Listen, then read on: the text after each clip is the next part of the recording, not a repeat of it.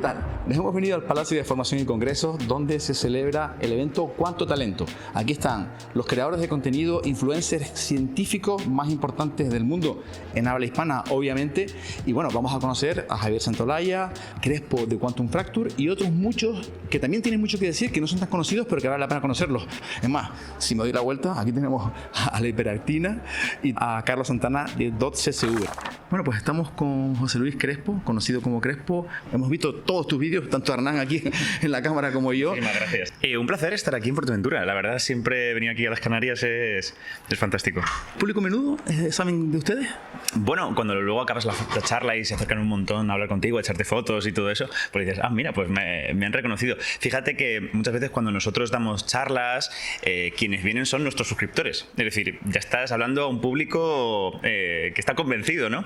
Y estas veces que vienen de institutos y tal, tú vienes con un poquito de miedo de, bueno, estos chavales que los traen aquí, pero saber lo que pase. Y luego acabas siendo muy agradecido, así que súper contento. José Luis, ¿ustedes llegan a acostumbrar al hecho de que, claro, ustedes hablan a la cámara, hablan a un público que les conoce, les conocen muy personalmente, ¿no? Y de repente la gente te aborda y te dice, ¿qué tal? ¿Cómo estás? Entonces te hablan con una confianza que imagino que a lo mejor ustedes puede ser chocante, ¿no? ¿Se acostumbran a eso? No, nunca te acostumbras a esto, en absoluto. Es cierto que es muy diferente dependiendo de dónde. Yo, por ejemplo, que tengo la fortuna de muchas veces haber ido a México, por ejemplo, pues el calor del público mexicano es muy diferente al calor del público español. Ahí te tratan con un respeto enorme, pero nadie se va a quedar sin su foto, nadie se va a quedar con un ratito a pasar contigo, mientras que, bueno, en Madrid, en mi caso, de vez en cuando pues puedes estar en el metro tranquilamente, tú ves que alguien te mira así desde el fondo del metro, sabes que te ha reconocido, pero simplemente es como, pues le he visto y ya está. Es muy diferente. Pero sí, el choque entre estar solo en tu casa, delante de tu cámara, estar grabando y luego ver los números, los fríos números que te dicen que eso lo han visto cientos de miles de personas. Claro, ese choque de simplemente estás solo en tu casa, ves un número, al choque de venir aquí y ver la cara de todos esos chavales. No te acostumbres.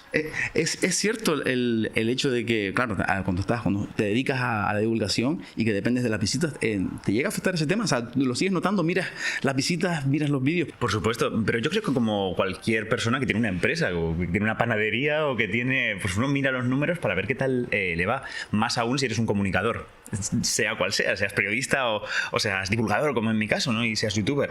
Tú miras los números para ver qué tal te va. Y ver si eso puede ser tu profesión a futuro. Sí, por supuesto. Lo importante, yo creo que en este caso, es tener como tus valores y tu ética muy clara para que esos números no condicionen tus decisiones creativas o vamos, no te veas tentado a hacer cosas muy sensacionalistas. Tengo una duda, porque creo que empezaste con una facultad haciendo los vídeos para una universidad, ¿no? ¿Algo así? Sí, estuve en una institución científica, ¿no? El Instituto de Física Teórica de Madrid. Era personal allí haciendo vídeos, sí.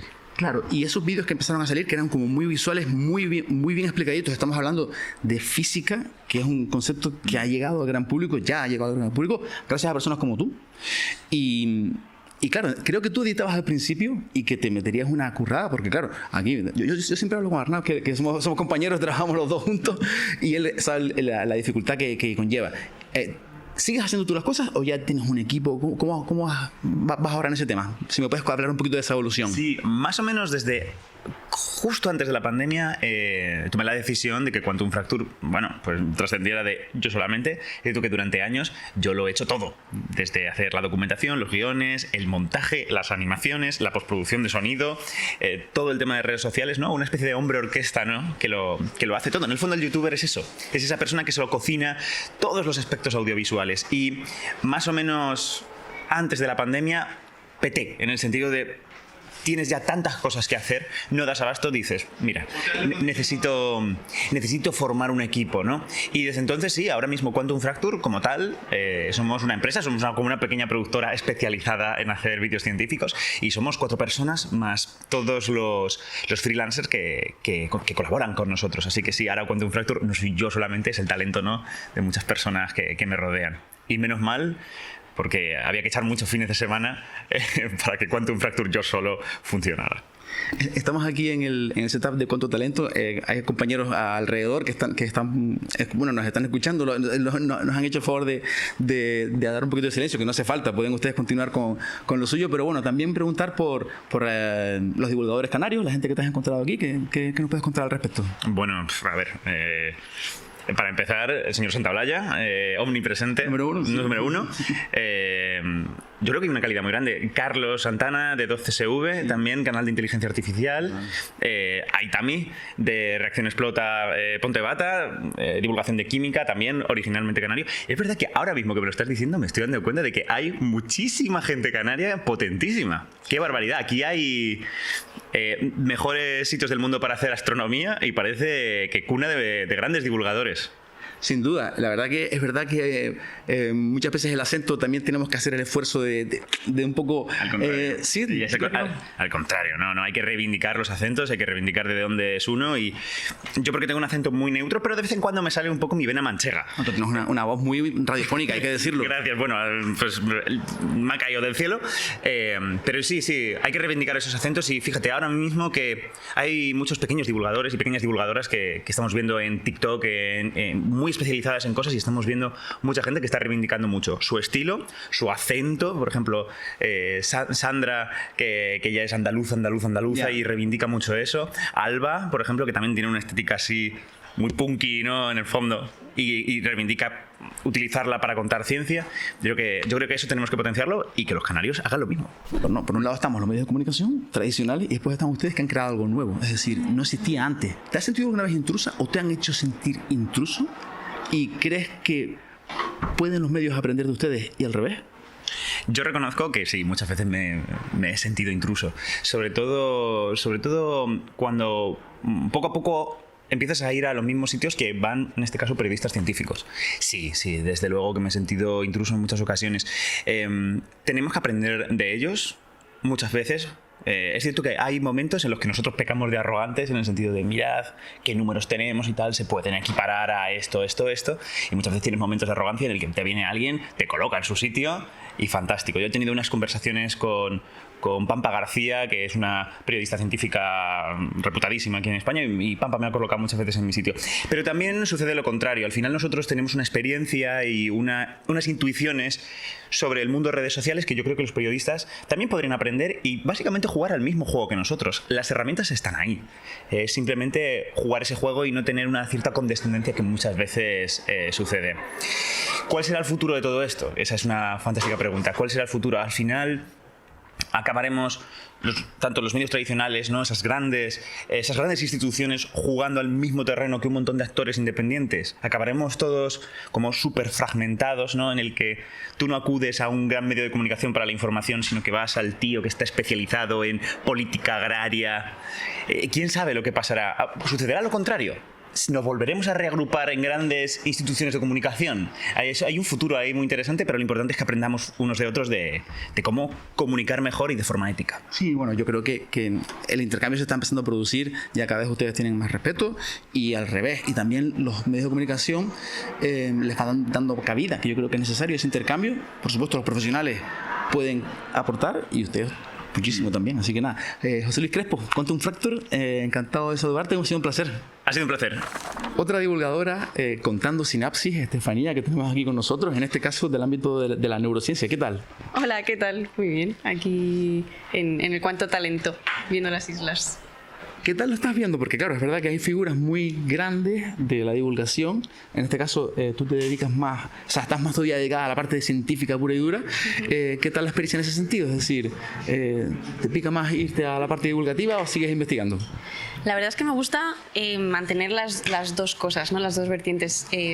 Divulgar es algo que siempre tenía el gusanillo, y finalmente me he lanzado al mundo de la divulgación, pero me gusta también seguir siendo docente y científica, ¿no? Como que no me acabo acabo de decidir por renunciar a ninguna de las dos cosas y no creo que sean incompatibles. De hecho, creo que los científicos deberíamos ser divulgadores de primera mano de lo que estamos haciendo y lo que estamos consiguiendo.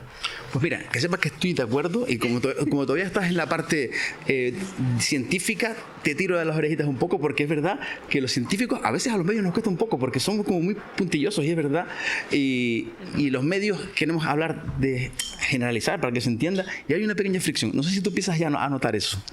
Yo creo que sí. Al final no todos los científicos que suelen ser muy expertos en su campo y tienen una jerga y un conocimiento como muy técnico y muy concreto que a veces no llega al público general y a lo mejor haces un descubrimiento pequeñito pero importante que no llega a lo mejor a los medios porque precisamente no sabes transmitirlo bien, ¿no? La importancia que tiene eso. Yo creo que es importante que los científicos aprendan a divulgar y que se lancen a este tipo de cosas. Pues ya sabes, compañeros, a atender a los periodistas. En tu caso, Estefanía, eres ingeniera. Sí. Dedicada a la neurociencia. ¿Cómo se entiende eso? A ver, explícanoslo. Bueno, sí, yo soy ingeniera, de hecho hice ingeniería de telecomunicaciones y luego me especialicé en ingeniería biomédica. Y curiosamente siempre pensamos en la neurociencia como una rama muy desde la psicología o la biología, pero hay muchísima ingeniería detrás. De hecho, ahora estamos con todo el tema de las neurotecnologías, los implantes cerebrales, las prótesis biónicas, claro. Y hay muchísima ingeniería ahí detrás. Entonces, parece que no, pero también desde la ingeniería y la tecnología puedes acceder al estudio del cerebro. ¿Y qué nos puedes contar sobre el aprendizaje divulgativo? Me imagino, lo hablábamos al principio, has estado con gente que ha llegado muy lejos en esa parte. ¿Qué has aprendido? ¿Qué dirías, qué clave crees que has aprendido aquí? La verdad es que estoy rodeada de gente tan maravillosa que son todo inspiración e intentas absorber lo máximo posible de ellos, ¿no? De su forma de conectar con el público, de cómo cuentan una historia. Sobre todo creo que es muy importante conseguir tener un mensaje y empezar a contar una historia y llevar al público de la mano contigo durante toda esa historia. Eso es algo que creo que nadie te enseña y que se aprende precisamente pues cuando te metes en el mundillo de la divulgación y viendo a otros divulgadores cómo te enganchan desde el primer momento y te llevan durante toda la charla o durante todo el vídeo acompañándoles. Totalmente, has dado con la clave. Al final estás contando una historia, o sea, ese es exactamente el resumen. En tu caso concreto, contando Sinapsis, cuéntanos un poquito, adelántanoslo, porque estábamos un poco despistados contigo y también para el público que no te conozca, ¿qué es lo que nos cuentas brevemente y así también te conocemos? Pues hablo mucho, sobre todo de cerebros, porque es lo que más me gusta y a lo que yo me he dedicado, ¿no? Y también a la neurotecnología, todas estas ramas nuevas de la neurotecnología, como también la inteligencia artificial la estamos integrando en el estudio del cerebro y al final están saliendo cada año, cada mes, salen un montón de cositas nuevas que a veces es necesario tener tanto el conocimiento técnico para entenderlo como el conocimiento biológico para saber cómo funciona, cómo se está aplicando y qué repercusión tiene. Entonces yo en Contando Sinapsis, que es pues ese juego de palabras entre contar una historia y contar sinapsis, que es la comunicación entre las neuronas de nuestro cerebro, pues quería precisamente pues, contar cómo funciona todo esto que está saliendo nuevo y que parece a veces ciencia ficción, para que la gente de verdad lo entienda y que no se asuste y que diga, piense, esto va a ser bueno, va a ayudar a mejorar la vida de muchas personas, a que gente que está paralítica que pueda volver a caminar, por ejemplo, o personas con ELA que puedan volver a comunicarse con sus seres queridos. Y son avances alucinantes que vamos a ver, que ya estamos viendo, sobre todo en estudio clínico, pero que van a llegar a la clínica y al hospital en algún momento y que no nos sorprendan, sino que nos emocionen. Pues bien, pues me alegro escuchar eso, porque es verdad que hay veces que está despertando pues unos ciertos recelos, ¿no? El hecho de implantarse en el cerebro, ya están especulando todas las partes, digamos, más conspiranoicas de que nos van a controlar el cerebro y demás. Bueno, creo que podemos estar tranquilos. Sí, podemos estar tranquilos. No hay un chip que nos pueda leer la mente ni nada de eso. A veces se adorna un poquito la realidad, pero la realidad es que se están haciendo avances para ayudar a las personas y para que las personas vivan mejor y tengan una mejor calidad de vida. Pues Estefanía, Contando Sinapsis, muchísimas gracias por atendernos, sobre todo mucha suerte en esta parte divulgativa, que te vaya todo muy bien, un placer. Muchísimas gracias. Seguimos en cuanto a talento, en este caso con el físico barbudo, otro divulgador emergente. Y bueno, Adrián, vamos a hablarnos como personas, ¿qué tal estás? Muy bien, aquí me pillas con estas pintas, salido de casa prácticamente. Para quien no te conozca, ¿tu canal un poco de qué va? Pues mira, yo estudié física y me especialicé en sistemas complejos, que es una rama de la física igual no tan conocida, pero que yo creo que es súper interesante porque trata de cosas muy cotidianas. Por ejemplo, los sistemas complejos estudian cómo se propagan los memes en internet, o cómo se propagan las epidemias, o cómo actúa el mercado de valores, el mercado de stocks. Ese tipo de cosas en los que tenemos muchos elementos interaccionando entre ellos son sistemas complejos. ¿Y qué podemos aprender del mercado de valores en una pandemia, o las partículas están relacionadas de alguna manera?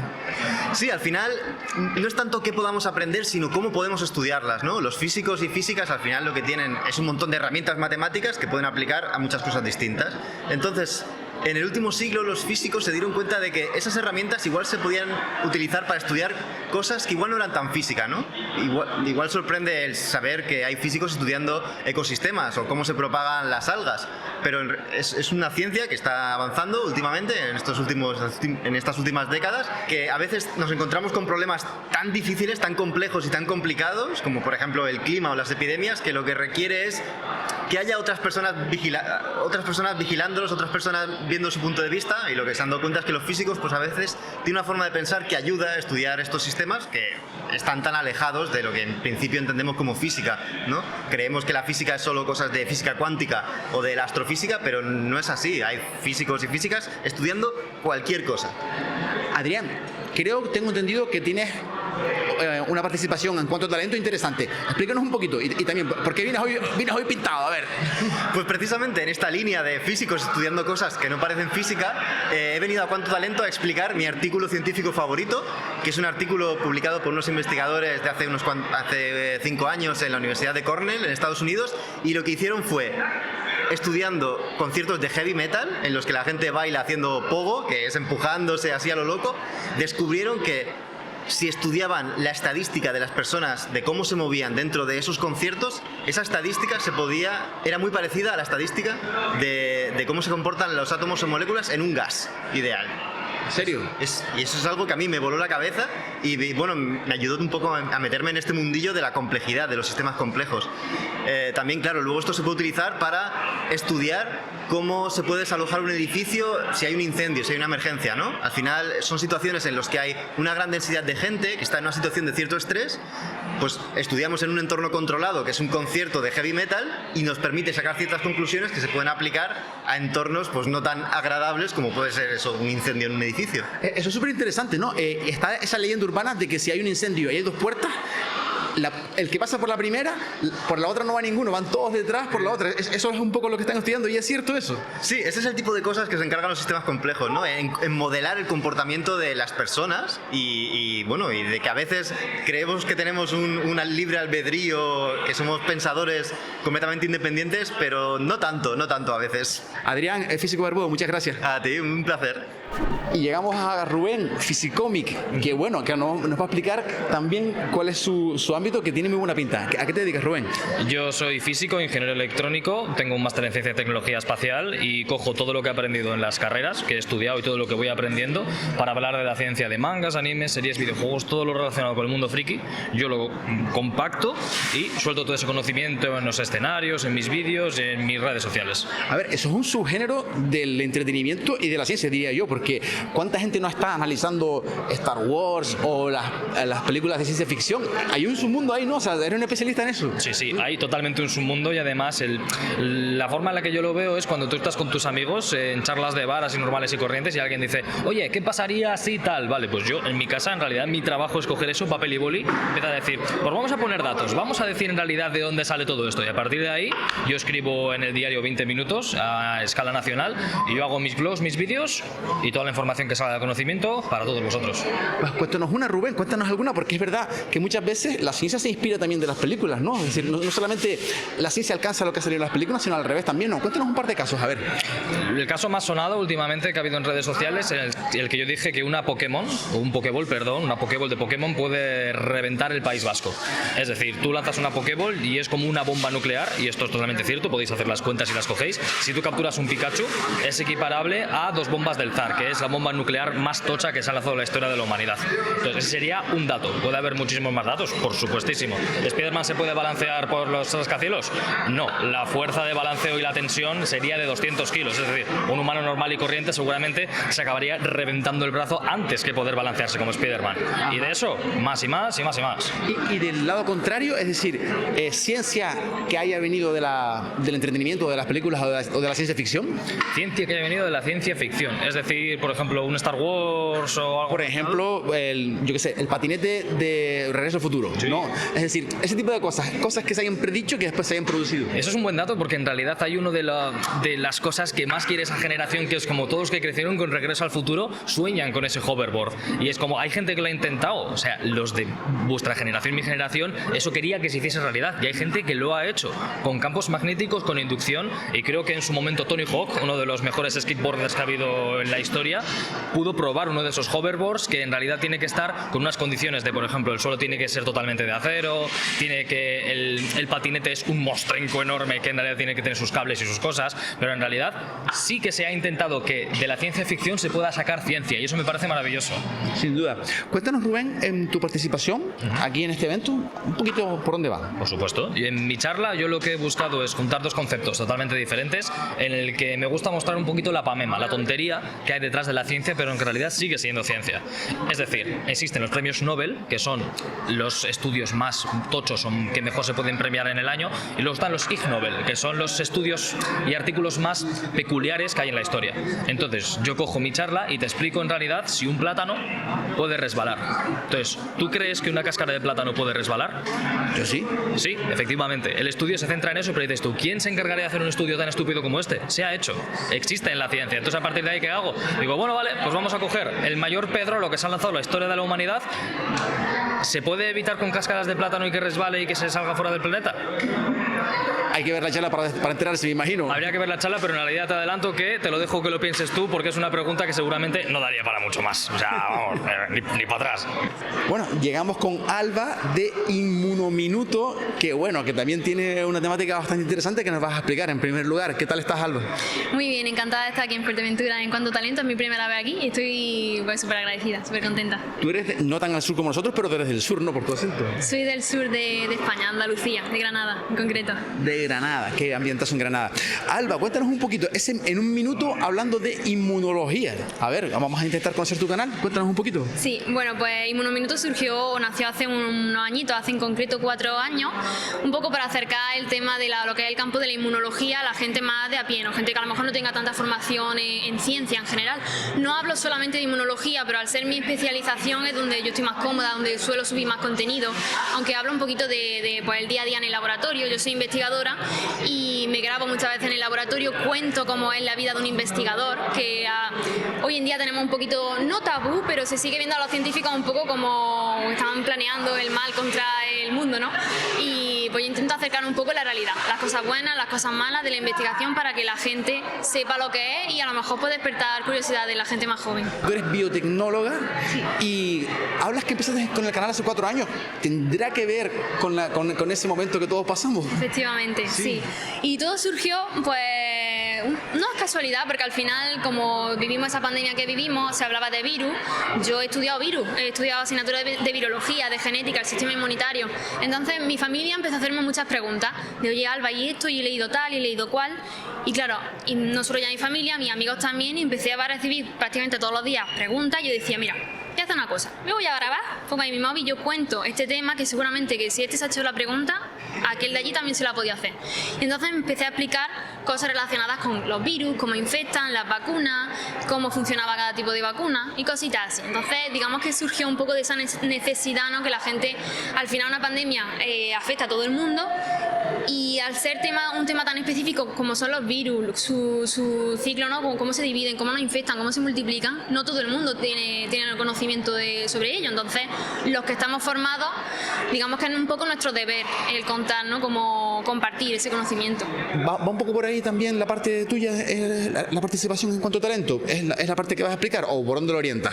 No exactamente, o sea, yo me dedico a la inmunología, sistema inmunitario. Esta podría haber sido una de mis temáticas, pero como yo hace un año participé en una simulación análoga de una misión a Marte y del campo de la exploración espacial, entonces yo apliqué la inmunología a la exploración espacial. Entonces digamos que mi temática aquí en cuanto a talento ha sido un poco contar cómo reacciona el cuerpo humano cuando se encuentran en condiciones de microgravedad en la Estación Espacial Internacional, en el espacio, contar qué le pasa a cada sistema del organismo, contar qué le pasa a nuestro sistema inmunitario y contar cómo nos estamos preparando hoy en día, qué investigaciones hay, qué sabemos y cómo las aplicamos para el día de mañana, que nuestros astronautas estén más preparados o estén más cuidados en cuanto a lo que la fisiología en general se refiere. Claro, porque esto igual ustedes se lo han planteado. Imagínate que encontramos vida en Marte y que esa vida es un virus. Es decir, si los europeos acabaron con la mitad, con cientos de miles de personas, sus enfermedades en Sudamérica, ¿podrías acabar con la vida en la Tierra? A lo mejor la vida extraterrestre, ¿sí o no? A ver, es complicado. Depende de lo que entendamos por vida. Respuesta rápida, ¿eh? Depende de lo que entendamos por vida, porque vida como tal, una alienígena, como todos nos imaginamos, verde con la antenita que diga te voy a colonizar o te voy a destruir, es complicado. Yo como vida en Marte, por ejemplo, hemos tenido rover allí, hemos tenido drones, tenemos imágenes del planeta, entonces realmente signos de vida o de algún tipo de civilización, por así decirlo, no hay. Sería un gran avance encontrar, por ejemplo, moléculas orgánicas, que son, digamos, como la forma más básica de algo que pueda dar lugar a un sistema vivo. Entonces, eso ya sería un avance tremendo. De momento, se encontraron signos de agua, hay agua congelada en algunos casos y, bueno, de momento tenemos eso, pero quién sabe. Imagino que habrás hablado de eso también en tu canal y en tus apartados divulgativos. Sí, cuento un poquito, no solamente esto de que si hay vida o no tal, sino un poco que las tecnologías que utilizamos para explorar lo que hay más allá de nuestro planeta, cómo nos preparamos ante eso y cómo estamos aplicando lo que ya conocemos, básicamente. Pues, Alba, Inmunominutos, muchísimas gracias. A vosotros, gracias, encantada. Ahí está mi Soto. Reacciona, explota, ponte bata, otro de los divulgadores científicos que lo está petando, enhorabuena. Y bueno, encantado de saludarte, ¿qué tal? Y de la tierra, que soy de aquí, soy canario también, de Gran Canaria. Pues estoy muy bien, un poco cansado, se puede notar un poquito por las pintas, por los pelos. A ver, ahí está mi, con ese nombre, hijo, todo el mundo sabe que eres de las islas, ¿sabes? Aquí sí. Yo tengo ya muchas experiencias de estar en la península y que oí mi nombre y la gente se raya. Una vez me llamaron tsunami y todo en la laboratorio de la universidad. El tsunami, el Tami, imagínate escribir ahí Tami, ¿vale? Con la Y y la H intercalada. Entonces, a ver. El tsunami, algo me dice que esa asociación mental no fue casualidad, sinceramente. Es probable que no. Lo ha dado el clavo porque no soy un jaleo, soy fuego, soy energía y lo que me gusta a mí de transmitir en mi divulgación científica. Aitami tiene 2 canales en los cuales hace experimentos, pero cuentas historias. No, cuéntanos un poquito para el quien no te conozca, que cada vez son menos personas y esperemos que sean muchas más. ¿Qué es lo que estás haciendo ahora? Pues mira, yo estoy haciendo una tesis doctoral explorando cómo podemos transformar la educación, cómo podemos divulgar ciencia, sobre todo especialmente química, en el público general a través de internet, a través de las redes sociales, vídeos largos, vídeos cortos y tal. Entonces yo tengo 2 canales, tengo Reacciona Explota, que es formato documental, vídeos largos, te cuento una historia. A mí me gusta decir que te llevo de la mano, de la manita, te voy contando una historia y por lo que estoy haciendo experimentos para mantenerte la intención, para ilustrar lo que cuento. Y luego está Ponte Bata. Ponte Bata es los vídeos cortos, que es lo que más se consume hoy en día, para ir también probando. Yo lo uso también como globosonda. Es decir, yo a veces lanzo un vídeo corto y si veo que funciona muy bien en todos los lugares, digo, voy a hacer un vídeo largo sobre ello. Okay. Entonces estoy probando así. Por ejemplo, hace poco subí un vídeo que lo está comentando Off the Record sobre cómo disolver una medalla de oro de 1.000 euros. Claro, la gente se volvió loca. ¿Cómo este tío tan loco ha fundido 1.000 euros de oro? Y yo era disolverla para volver a recuperarla, pero lo hice para contarte cómo un químico lo hizo para salvar 2 medallas de premio Nobel de los nazis cuando invadieron Dinamarca en la Segunda Guerra Mundial. O sea, hago eso, te cuento una historia, pero te la ilustro con un experimento. Tami es una estrella emergente de la divulgación científica, hay que decirlo. Sí. Hay que decirlo. Lo reconoce. A ver. Es que hace poco te vimos en el podcast número 1 de España, y no sé si en español también, que es el de Jordi Wild. Sí. Y claro, imagino que hasta qué punto lo has notado eso. Bah, una barbaridad. O sea, mira, para hacerte una idea, el podcast salió una semana antes de que fueran las fiestas de mi pueblo, bueno, del pueblo donde vivo, en Girona, porque soy canario, pero vivo en Cataluña, y era no parar. O sea, yo estaba de fiesta ahí en la calle, ¡ay, Tami, me encantó el podcast, no sé qué, no sé cuánto! Y pero todo el rato, pues yo, ¡buah! Y a partir de ahí se nota, ¿sabes? Sales a la calle, te reconocen, te saludan, los chavales te miran, en plan, este tío lo conozco, se ha notado muchísimo. Lo cual lo valoro porque, al fin y al cabo, lo que tú buscas como divulgador científico es que la gente entienda un poco tu ciencia de la que tú hablas. Y el problema que yo le veía era que siempre se hablaba de física, de biología. Te dan mucha leña a los físicos, porque tú sabes que los físicos son y los químicos. Y hablar del cielo, hablar de la astronomía y todo vende mucho, pero no había nadie que hablara de química. Entonces ahí salté yo para contar historias de que la química, que está en todas partes, es muy, muy interesante. Sí, bueno. Y lo que siempre me suelen llamar es del fuego, pero a mí me gustan las cosas de fuego y las que brillan, que conste. Vale, vamos a ver si nos vas a hacer un experimento, lo intuyo, pero vamos a hablar antes del espectáculo, porque creo que tienes noticias interesantes próximas, las puedes anunciar antes de que... Bueno, sí, eso dice por el vídeo, sí. Estoy este domingo, el domingo 30 de marzo creo que es, no, ahora no me vale. ¿Domingo 30? Sí, el domingo 30 voy a publicar un vídeo en exclusiva, yo diría que es el primero del mundo que se hace este calibre, pues un vídeo sobre la historia de Marie Curie, la gran científica Marie Curie, y el radio, que es el elemento que descubrió ella y que lo cambió todo. O sea, muchas de las cosas hoy en día no las podemos entender sin ese descubrimiento. Y tuve la suerte de que yo contacté, también le eché un poco de morro, pero es lo que hay que hacer en este mundo, contacté con el Museo de Marie Curie en Francia, en París, y les pedí permiso a ver si podemos ir a grabar. Y nos dieron que sí, sorprendentemente. Entonces estuvimos una mañana entera grabando en su antiguo laboratorio, en su antiguo despacho y en todo el museo para nosotros. O sea, este domingo va a salir un vídeo de 40 minutos, pero único en el mundo, donde vamos a contar con pelos y señales cómo fue ese descubrimiento y por qué Marie Curie es la científica recordada que hoy en día. Claro, estamos hablando de una de las figuras más importantes de la historia de la ciencia, no solamente de la química, ¿no? Pues estaremos atentos para no perdérnoslo. Aitami, ¿qué nos vas a enseñar? Porque también es verdad que nos cuentas de esos experimentos y creo que nos vas a hacer uno. Sí, a ver, esto es una pequeña demostración que hago, o sea, esto es más... Quiero aclarar antes de nada que esto es más exagerado, o sea, me parece más peligroso de lo que es, ¿vale? No tiene mucho peligro, yo soy una persona profesional, esto lo controlo, de hecho ya me voy a recoger el pelo. Lo que voy a enseñaros es una... Es peligroso y dice que está todo controlado y se está... Vamos. Si tengo melena con lo que hago es que ya lo hago bien, eso siempre lo digo. Lo que voy a enseñaros... ¿No te quemas nunca los pelos? No. ¿Nunca? No, espero que hoy no sea la primera vez, pero nunca me los he quemado. Llevo con el pelo largo desde que comencé la carrera, ya hacía cosas en las canteras cuando era adolescente, tiraba sodio y lo explotaba en las canteras, pero eso es otra época pasada, pero nunca me lo he quemado. Lo que voy a enseñar es una cosita que se llama la relación superficie-volumen. Esto es un principio básico de la química y te lo voy a explicar de forma sencilla. Tú cuando disuelves azúcar en un café, ¿qué se disuelve más rápido? ¿Un terrón de azúcar o azúcar en polvo? Igual. No, que en el azúcar en polvo, ¿qué azúcar está en contacto con el café? No lo sé también. Está todo el azúcar, sí. Y en el terrón de azúcar solo está la superficie. Sí. Por lo tanto, el azúcar en polvo, como está todo en contacto, se disolverá más rápido. Vale. Pues esto de por sí, si yo lo pusiera vamos a acercarnos aquí un momentito. Vale. Bueno, vamos a ver, aquí está bien porque estás en un mostrador y yo creo que esto... mismo es una sustancia combustible, esto arde. Pero en las condiciones en las que está... espérate un momento. ¿Esto qué es en primer lugar? Esta sustancia. Eso son las esporas de un helecho que se llama licopodio. Es orgánico. Sí, es orgánico, es un combustible como casi todo lo que arde. Estoy buscando un mecherito que tengo por aquí. Esto va a ser barder, como todos los combustibles, pero hay una cosa que lo va a diferenciar. Muchísimas gracias. Aquí, mira, toma, te devuelvo el micro. Pues fíjate, ahora mismo, ¿qué esporas están en contacto con el aire? Solo la de la superficie, pero es un combustible. Entonces, si yo la saco un fuego,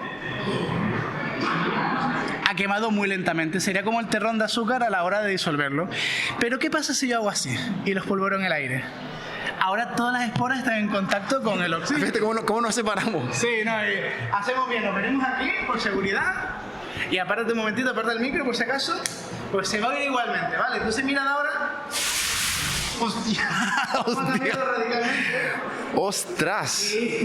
A ver, pero tú decías que no, estaba diciendo que no pasaba nada y le has echado fuego. Es decir, antes no había nada. Antes no había nada, lo que hemos cambiado es cómo está dispuesto esto. Esto no pasa nada, mira, de hecho, para que no haya truco ni cartón, si quieres, aparte de un momentito, y tú puedes, ponte ahí enfrente. Vaya, ostras, la verdad que es tremendo. ¿Y por qué ocurre esto? Porque hemos cambiado la relación entre el superficie y el volumen. O sea, aquí, cada espora, cuando lo hemos espolvoreado, estaba en contacto con el oxígeno del aire, por lo tanto se vuelve muy inflamable. Pero aquí no, aquí solo estaban quemándose con el oxígeno en la superficie. O sea, esto es una forma de explicar cómo son las reacciones químicas, para que veas unos ejemplos de lo que hago. Esto, de hecho, has visto que era muy luminoso, no sé si el cámara lo ha notado. Esto se usó durante los primeros años de la fotografía para hacer las fotos con flash, antes de que se inventaran los flashes normales y corrientes. Ah, el famoso que se utiliza para las fotos antiguas, ¿no? El flash. Incluso antes de eso era esto. Luego ya es otra sustancia, pero sí, antes de eso se usaba esto para hacer flashes. Porque... Fíjate que viendo tu experimento me ha venido a la mente, no sé si estás enterado de... Tú te has enterado seguro, Hernán, del chiquito este que también hacía experimentos, tenía un canal de YouTube, ¿sí? y que fue la policía a su casa. Ah, sí, Alberto Ron, sí, era amigo mío, sí, es conocido. Y le hicieron una redada y le hicieron una redada. Sí, y la cosa es que también es verdad que las leyes aquí en España son no son muy permisivas por el hecho de que hemos tenido un pasado terrorista en España con ETA. Entonces es normal eso. Pero, o sea, en España, por tener una botella con alcohol, técnicamente te podrían, o de acetona, te podrían encausar, ¿no? Te podrían condenar a algo. Y es lo que le pasó a este pibe. O sea, jugó un poquito también off the record, hizo algún experimento muy bestia, cuando se puede hacer el mismo experimento a una escala menor y el impacto es el mismo, y eso llama un poquito la atención de las autoridades. Pero el tío es un educador, o sea, el tío hace vídeos muy buenos explicando ciencia, explicando física, y no es lo que le intentaron vender la policía ni los medios, no era ningún terrorista. No, me dio una pena enorme porque, te digo, he visto muchos de sus vídeos, son todos divulgativos, muy explicativos, y hizo uno que a lo mejor tenía algo inflamable, pero claro, pero es eso, o sea, yo creo que se tiene que entender también que los que nos dedicamos a la divulgación científica debería haber un poco más laxo entre nosotros, o sea, nosotros ya nos exponemos, o sea, que no estamos haciendo nada oculto, no estamos intentando nada malicioso, sino enseñar.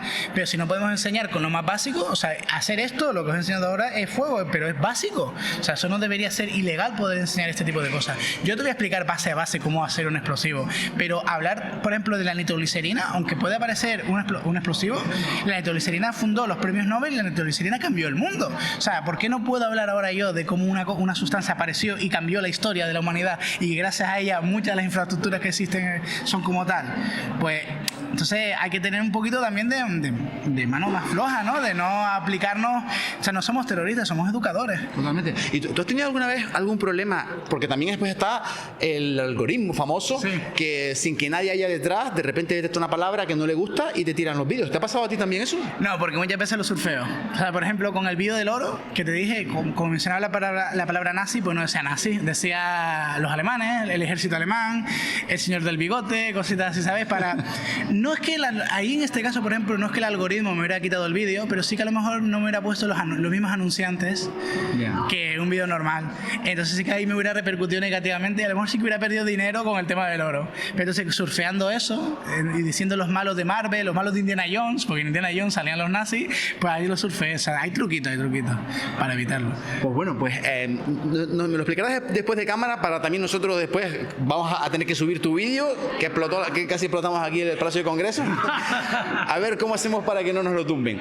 Aitami Soto, compañero, ha sido un placer. Un placer a ti también, muchísimas gracias. Dame la mano y bueno, y a ver, desde aquí ya nos gustaría tener a Aitami como canario, como divulgador, como científico, un poquito más adelante cuando se pueda para hablar en profundidad. Sí, por supuesto, en algún momento que esté aquí, que ese es el problema, que no muchas veces estoy en las islas, pero me alegra que apuesten también por eso, por un poquito de divulgación con nuestros sentidos, joder, que eso es lo que hace falta. Aquí un poquito seseo canario, que es lo bonito. Estar aquí. Muchísima suerte. Muchísimas gracias a ustedes por vuestro tiempo. Pues llegamos a uno de los momentos más esperados. Estamos con uno de los grandísimos divulgadores de la ciencia, pionero en la historia de YouTube y de la divulgación científica. Bueno, por si alguien no lo conoce, Javier Santaolalla, autor de Date un Blog y uno de los, pues, como decía, divulgadores más importantes del mundo en habla hispana. ¿Qué tal, Javi? ¿Cómo estás por Fuerteventura? Un gustazo estar aquí. La verdad es que como gran canario que soy, a pesar de que tengo el acento un poco mezclado, pero como gran canario, para mí es una pasión hacer ciencia en las islas y bueno, Fuerteventura tengo muchísimo cariño porque vengo mucho por aquí, así que bueno, un gustazo. A ver, Javi, te había preparado un test un poco picadito, un poco gracioso, a ver qué tal, a ver qué tal sale y lo intentamos a ver qué tal. Porque tú eres gran canario. Sí. Por lo tanto, Tenerife o Las Palmas, Pío Pío o Tete. Las Palmas siempre va. Tengo mucho cariño también a Tenerife, pero si tengo que elegir, pues elijo mi isla, ¿no? Hay que forzar las S para tener éxito en YouTube, Javi. No hay que forzar nada, de hecho, cuanto más natural mejor. Es verdad que yo desde el principio recuerdo mi primera acción en divulgación era con un jurado y una de las miembros del jurado me dijo, o mejoras la dicción o vas a tener problemas. Entonces no es tanto forzar un acento, sino vocalizar para que se te entienda bien. Yo no tengo buena dicción y siempre ha sido mi pelea, entonces a veces fuerzo las porque intento que se me entienda bien. Lo importante es que se te entienda bien, no tanto tener un acento determinado. ¿Cuándo vas a publicar unas tomas falsas de todas las que nos has sacado?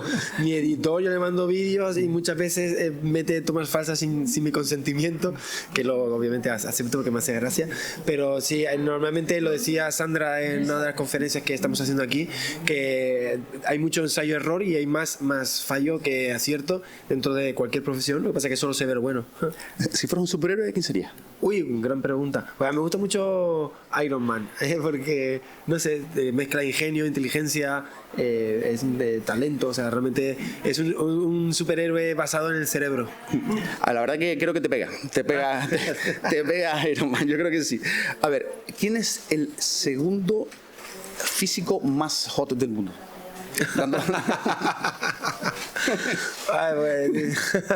Dando por hecho quién es el primero, claro. ¿En qué sentido? Bueno, justo ahora voy a ir a Argentina y voy a entrevistar a un físico que se llama Juan Martín Maldacena, que en términos sexuales no sé, pero en términos científicos está súper hot. O sea, me pone cachondo solo de verle del cerebro que tiene. Y es un honor, un privilegio compartir tierra, planeta con ese señor, porque muchas veces se le compara con Einstein y no es exagerado. Vamos a ver, si viviéramos en una simulación, sí. ¿Qué porcentaje estamos hablando? Posibilidad real. ¿50-50 o fumada? Pues depende, o sea, realmente el tema de las probabilidades está muy usado, demasiado usado en la actualidad, en cualquier contexto, y no es tanto así. Las probabilidades tendría que pasar. ¿Tú qué crees? Pasaría horas definiendo las probabilidades. Yo creo que me pasa, soy agnóstico, es como la religión. Me preguntan, ¿existe Dios o no? Que son cosas que están más allá de mi conocimiento, y por mi formación nos han enseñado a que cuando una cosa no la sabemos, pues agnóstico. Entonces, agnóstico, no sé, no tengo ni idea. La verdad que lo de la simulación a mí me pinta curioso, es una teoría de esas que digo yo, pues, claro, es que si te parece pasamos un poquito más a la parte más científica, en plan, claro, o sea, hay ahora mismo papers publicados que especulan sobre ese tema, es decir, que dan como una posibilidad del tema de la simulación, ¿no? Tú lo has hablado en tu canal. Sí, claro. tienen más perfil filosófico que científico, porque ahora mismo no hay ninguna herramienta científica para hacer ciencia de este tipo de teorías, pero bueno, dentro de la filosofía se pueden abordar este tipo de temas y la verdad que son curiosos. De hecho, me gusta que hayas hablado de la filosofía, porque claro, tú eres un físico, tienes creo que dos doctorados, ¿no? Un doctorado. Dos carreras, un doctorado. Dos carreras, un doctorado, y ahora estás con la filosofía, ¿no? Sí. Que bueno, que claro, que es prácticamente como volver a los orígenes, ¿no? Porque la ciencia parte de descubrir el mundo y una fórmula se plasma en el pensamiento humano, y el pensamiento humano parte de un razonamiento, ¿no? No sé si voy encaminado en mi pregunta. ¿Es el concepto, la intuición, la base de la ciencia, o es al revés, o es la fórmula lo que después da lugar al pensamiento?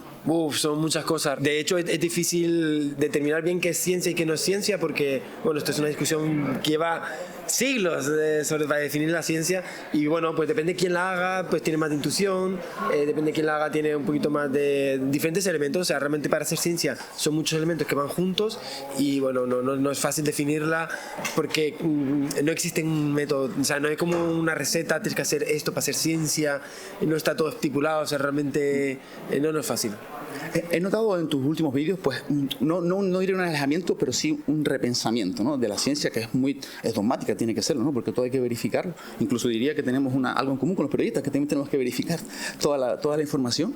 Pero claro, la filosofía va por otro lado, ¿no? ¿Te replantea de alguna manera tu pensamiento anterior científico, tu forma de ver las cosas en el mundo? Bueno, está mucho más, o sea, no es como un pensamiento filosófico y científico, realmente los pensamientos o sea, realmente atraviesan las áreas y se mezclan, no es tanto como que están delimitados. Pero bueno, realmente una de las cosas más interesantes que estoy descubriendo con esta apertura es que hay mucha filosofía en la física, y cuando estás haciendo muchas cosas de física, pues obviamente necesariamente tienes que interpretar y tienes que analizar y tienes que contextualizar las cosas, y ahí sin querer estás haciendo también pensamiento filosófico. Entonces no es tanto como que hay una cosa y piensas de esa manera, o sea, no hay tanto escuelas que te obligan a pensar de una manera, sino que bueno, pues al final son áreas humanas que son artificiales y funcionan porque necesitamos hacer departamentos. Ya. Bueno, creo que nos están haciendo señas porque tienes que continuar. Vamos a dejarlo. Me gustaría hablar muchísimo más. Esto lo suelo decir fuera de cámara, pero esta vez lo voy a grabar. Es decir, tengo que decir que te descubrí en un vuelo de Winter. Había un reportaje tuyo, Javier Santolaya. Te estoy hablando hace más de 10 años. Todavía un blog apenas acaba de nacer. Me metí en el canal de YouTube y te aseguro que me he visto todos tus vídeos. Qué locura, ¿en serio? Todos, totalmente. O sea, es decir, soy realmente un fan y considero que, por ejemplo, tu serie de biografía científica es sublime, ¿sabes? A veces me da pena que se pierdan, ¿no? Porque claro, ustedes, los creadores de contenido van haciendo uno, otro, y hay cosas que se entierran, ¿sabes? ¿Tú crees que ese contenido se pierde? No, siempre está ahí. Es verdad que obviamente, pues, como funcionan las cosas, el contenido se puede quedar enterrado, está ahí para que lo busque y lo encuentre, pero también es verdad que, bueno, que a veces también conviene refrescar las cosas. A lo mejor me replanteo retomar la serie o hacer cosas parecidas, sí. Ojalá. Vas a ser la segunda persona con la cual me hago, o el segundo famoso con el cual me hago una foto. Venga. Mira que he entrevistado a gente famosa. El primero fue el batera de Molotov, el segundo vas a ser tú. Vamos a posar. Papi Santolaya, Javi Santolaya, muchísimas gracias. Un placer. Chao. Bien, pues seguimos con la divulgación científica y tenemos aquí con nosotros a Andy Enríquez, en este caso especialista en ingeniería genética, ¿correcto? Sí, correcto, así es. Y bueno, que nos viene puesta con, pues nada, con ropita de Spiderman. Explícanos un poquito, ¿qué tal? Bueno, vine aquí a Fuerteventura a dar una charla sobre cómo copiar los poderes de Spider-Man o de Spider-Man. Y perdón, que tengo un acento un poco raro, pero es mi... Hombre, el acento tendremos nosotros, tú se ve que también eres... Ya, bueno, es que en mi tierra se dice Spider-Man, pero claro, aquí sería Spider-Man, es verdad, perdón. Perdonen ustedes, Spider-Man, que los mexicanos hablan con un acento perfecto. No, qué vergüenza, ¿verdad? No. Andy, cuéntame un poco, porque claro, tú haces vídeos más centrados un poco en la divulgación, pero también con un componente humorístico, ¿no? Es decir, pero tú eres una científica real, ¿no? Entonces, ¿cómo se da ese paso de la investigación o de una carrera a lanzarte a las redes sociales? Pues en realidad yo estaba viviendo en Francia y no tenía mucho dinero, y mi forma de sobrevivir mientras estudiaba genética era pintando y vendiendo las pinturas. Y cuando empezó la pandemia no se vendían muchas pinturas porque nadie necesitaba comprar arte realmente en la pandemia, ¿sabes? Así que empecé a hacer videos de humor para atraer a más público. Empezar como videos de humor y metía un video de mis pinturas ahí para que la gente empezara a ver si lo quería comprar o no. Y me empezaron a preguntar en los comentarios de los videos que estaba en Francia, que estaba estudiando, y empecé a decir de genética, y me decían en los comentarios, ¿por qué no hablas de eso? Y yo pensaba que a nadie le interesaba realmente la ciencia y la genética en redes sociales. O sea, a mí no me salían los videos de Javi o de la hiperactina o cosas así. Yo no sabía que existía la divulgación. Y conforme empecé a leer los comentarios, empecé a hacer también videos de ciencia, pero claro, ya tenía también los de humor, y ahora hago una mezcla de todo porque hay gente que me sigue por los de humor. Me gustaría dedicarme más a la ciencia, pero ya no puedo dejar tirados a todos los que me seguían por los chistes y las bromas, ¿sabes? Claro. Así que pues por eso es esa mezcla rara. Pero, ¿y mantienes tu parte también de actividad científica, investigadora o demás? Sí. Un poco, porque quiero decir, que ¿a qué te dedicas de la genética específicamente? Si me quieres explicar esa parte. Sí, claro. Trabajo en el CSIC en Madrid y estamos creando partes de corazones para modificarlos genéticamente y que sean más eficientes para los pacientes que han tenido un infarto, por ejemplo, y que han perdido parte de su función del corazón, por reemplazarlo con tejido que creamos en el laboratorio. Digo, todavía falta un montón por investigar, pero esa es como la idea. Wow, pues eso es tremendo. Estás hablando de un campo científico súper avanzado, ¿no? Porque además es algo que ocurre con los trasplantes, ¿no? Los rechazos de la gente y demás. ¿Y tú crees que podremos ver resultados pronto sobre ese tema? Pues espero que sí. Me faltarán unos 4 años todavía de investigar mi tema en especial y ver si se puede hacer un trasplante con éxito pronto, pero será entre 5 y 10 años. Voy a reflexionar un poco contigo porque has comentado una cosa que me parece interesante y que además, fíjate, hombre, yo conocí a los divulgadores grandes que he visto a Quantum Fracture, a Javier Santolaya y demás, pero después me he encontrado aquí con muchos de ustedes que también son interesantes y no los conocía. Entonces, he llegado a la conclusión de que el algoritmo no funciona bien, porque si a mí me interesa ese tema y consumo divulgación, ¿por qué no me pone delante a todos ustedes? No sé si opinas lo mismo. También es que mi algoritmo me enseña mucho en México y Latinoamérica. O sea, mis seguidores son 95% Latinoamérica y 5% España. Así que también eso creo que tiene un factor. Y como mis videos de humor son mucho de Latinoamérica, creo que eso lo enseña a la gente de Latinoamérica. Pero no sé cómo funciona el algoritmo para la gente de aquí, porque no te enseñan a todos. Están todos los divulgadores un poco intentando analizar, descubrir por dónde va, ¿no? Porque al final dependes mucho de lo que decide una máquina aleatoriamente a la hora de ponerte tu contenido a los demás, ¿no? ¿Te causa algún tipo de estrés eso? Un poco sí, sobre todo porque ya estoy viviendo en España y me gustaría pues hacer más colaboraciones aquí con universidades de aquí, digo también con Latinoamérica obviamente, pero si vivo aquí pues es más fácil trabajar en universidades españolas, ¿sabes? Y he estado pensando en crearme un nuevo canal solamente subiendo cosas de España y de ciencia para que el algoritmo empiece a enseñar a la gente de aquí también. Fíjate. A ver si funciona, que tampoco sé. Bueno, pues por lo pronto, @Andy Enríquez. Andy Enríquez. ¿Y tus canales principales son Instagram y YouTube? TikTok es mi más grande, pero creo que es más TikTok Latam. O sea, TikTok divide mucho entre Latinoamérica y Europa, así que no sé qué tanto no sé qué tanto va a aparecer por ahí, pero si no, YouTube e Instagram también. Andy, un poco para despedirnos, ¿qué podemos ver tuyo próximamente? También para que también nuestra audiencia lo vea.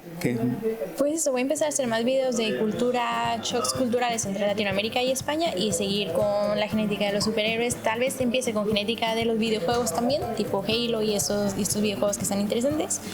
Pero pues bueno, vamos viendo.